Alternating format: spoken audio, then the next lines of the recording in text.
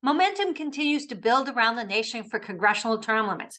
North Carolina's House Speaker Tim Moore is sponsoring legislation that could make North Carolina the next state to pass our resolution for congressional term limits. Hi, this is Holly Robichaud, and this is breaking news on term limits.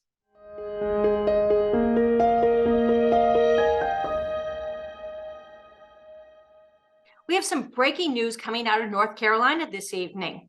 The North Carolina House of Representatives just passed a resolution, 70-47. North Carolina is on its way to joining the growing list of states that are calling for congressional term limits. We have some great news coming out of the states this week in our efforts to bypass Congress and getting congressional term limits. In Arizona, the Arizona House State Government Committee passed our resolution calling for congressional term limits.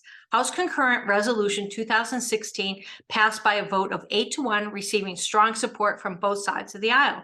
In Kansas, we passed our first major hurdle. The Kansas House on Federal and State Affairs Committee passed our House Concurrent Resolution 5005. We're excited by this progress we're making. This week in D.C., our legislative director, Shanna Chambly, presented all the congressional signers for the U.S. Term Limits Pledge with a plaque that commemorates the signing of the pledge. One of our strongest supporters, as you know, is Senator Ted Cruz. Senator Cruz has been an outspoken supporter for term limits. He has co-sponsored legislation, and this year it's Senate Joint Resolution 2. Speaking of Senator Cruz, did you recently see him on Fox Business Sunday Futures, where he explained why he's a champion of term limits?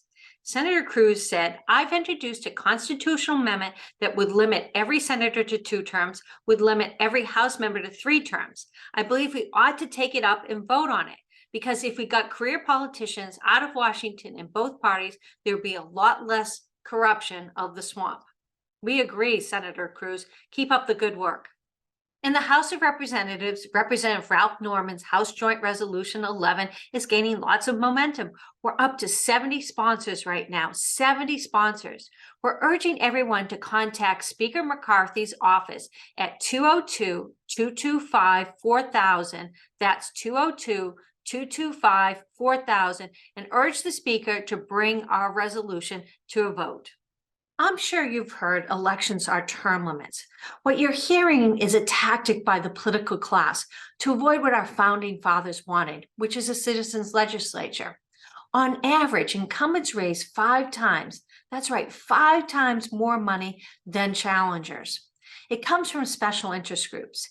85 to 95% of that special interest group money goes to incumbents, not challengers. That's why 94% of incumbents get reelected. Why do we need congressional term limits? California's United States Senator Dianne Feinstein is one example. Feinstein was first elected to the United States Senate in 1992. Feinstein, now at the age of 89, is deciding to call it quits. She will leave office after serving a total of 32 years. To put things in perspective, she was first elected when Bill Clinton was in the White House and Wayne's World was the most popular movie in the theaters. She's in rapid mental health decline right now. Somebody else should be doing the job. It's time to stop the control of the career politicians. Now it's time for the corrupt politician of the week. This week, Representative Catherine Clark from my home state of Massachusetts makes our list. She's currently the minority whip in the House. Business Insider cited her for violating the Federal Stock Act by failing to properly disclose 19 stock trades. That's right, 19. Taken together, the trades are worth at least $19,000 and as much as $285,000. Among the trades Clark disclosed after the 45-day deadline were shares of Google parent company Alphabet. Career politicians believe in laws for us, but not for them. Congressional term limits can become a reality. We've got the momentum and we've got the support, but we need your help. I urge you to go to termlimits.org and join our efforts.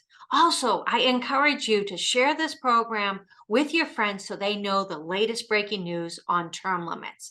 This is Holly Robichaud, and I'll be back next week with breaking news on term limits.